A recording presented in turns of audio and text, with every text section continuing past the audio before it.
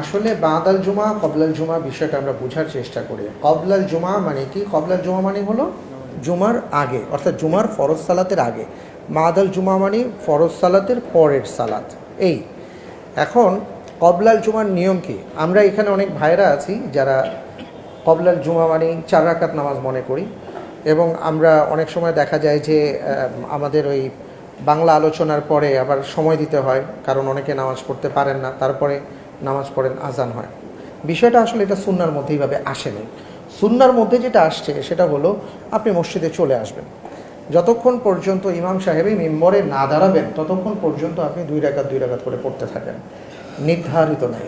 কবলাল জুমা আছে, কবলাল জুমা নামে নাই, কিন্তু কবলাল জুমা আছে। কবলাল জুমা মানে ওই যে বললাম জুমার আগে, কিন্তু যেটা নাই সেটা হলো নির্ধারিত নাই। আমরা এটাকে নির্ধারণ করে রাখছি, এটা 4 রাকাত না, 4 রাকাত না, আপনার যত মনে চায়। এইখানে ইমাম সাহেব মিম্বরে দাঁড়াবার আগে 2 রাকাত 2 রাকাত করে আপনি যতটুকু সময় পান আপনি পড়েন। 2 রাকাত, 4 রাকাত, 6 রাকাত, 8 রাকাত পড়েন, হাদিস দ্বারা প্রমাণিত। হযরত আবু হুরায়রা রাদিয়াল্লাহু তাআলা আনহুর হাদিসে আসছে ব্যাপারটা। এটা হলো কবলাল জুমা, এটা নির্ধারিত না। বাদাল জুমাটা নির্ধারিত। সেটা কি? বাদাল জুমা হলো নামাজের পরে আপনি চাইলে 2 রাকাত পড়তে পারেন, চাইলে 4 রাকাত পড়তে পারেন। রাসূল সাল্লাল্লাহু আলাইহি ওয়াসাল্লাম কখনও নামাজের পরে উনি মসজিদেই 2 রাকাত বা 4 রাকাত পড়েছেন, অথবা বাসায় গিয়েও পড়েছেন।